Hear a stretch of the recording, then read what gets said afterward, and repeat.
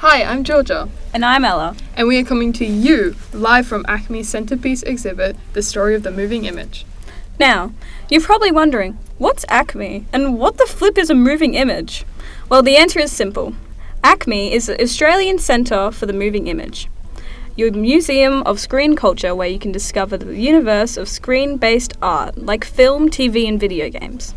The moving image generally refers to any visual work that gives the impression of movement, from old school Zoe tropes through to AAA and indie video games. We are focusing on today's topic, world building. World building describes the creative process of making a fictional world in which a narrative takes place. This process often entails creation of deeper history and meaning to the world surrounding the characters. Concept art is used to develop ideas for films, video games, animations, and other media before they're produced. This is a fundamental part of the world-building process. Storyboarding is a planning process usually made by a team of artists, often used to map out scenes and represent the shots and the composition of a project. The pitch is an essential part of storyboarding because of the close relationship between story, pace, and drawing.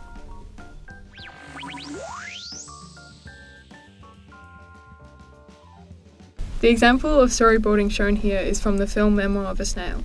The film follows a young Grace Puddle and her experiences dealing with loss.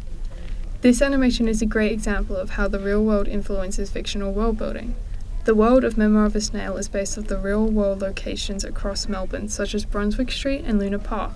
The film was primarily set in Melbourne as this was the hometown of the director Adam Elliott, who says the film is a reflection of his own observations and experiences growing up here.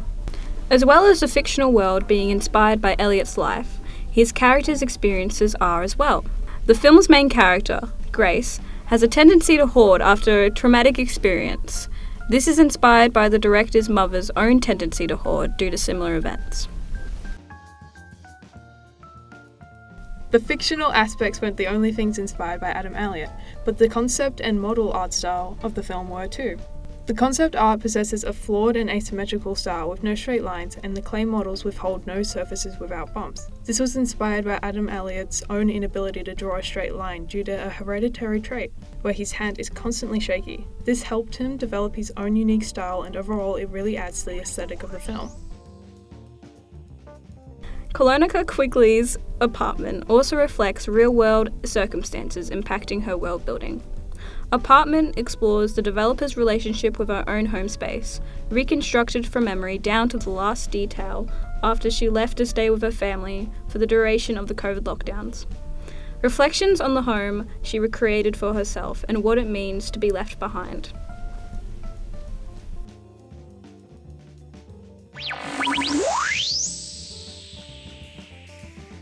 Another example of a film world that was influenced by the real world is that of the Lego Movie. The film is essentially a child's imagination come to life and was inspired and designed to seem so.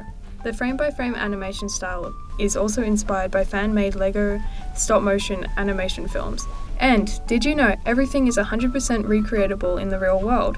Meaning the film's creators 3D scanned all the Lego pieces to ensure accuracy to real-world counterparts. In the Story of the Moving Image exhibit, you can see the real-world counterparts of the characters in the film, proving this accuracy.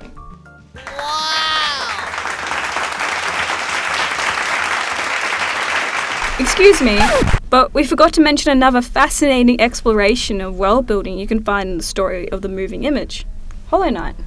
Oh yeah, the popular indie game made by the Australian independent studio Team Cherry. Hollow Knight predominantly uses frame-by-frame animation for its characters and many environmental elements. See what's happening when I press this button. In pressing this button, I trigger a frame-by-frame animation of our main character Knight moving. Every single button I press triggers a series of hand-drawn sprites which when put together create an animation, hence the name frame-by-frame. This was a technique used in older games before the use of 3D models overtook the need for 2D sprites and animations in games. Team Cherry grew the whole game around world building. They started development by making the central area called the Forgotten Crossroads, and from there built outwards to create an expansive network of paths and levels for players to unlock and explore.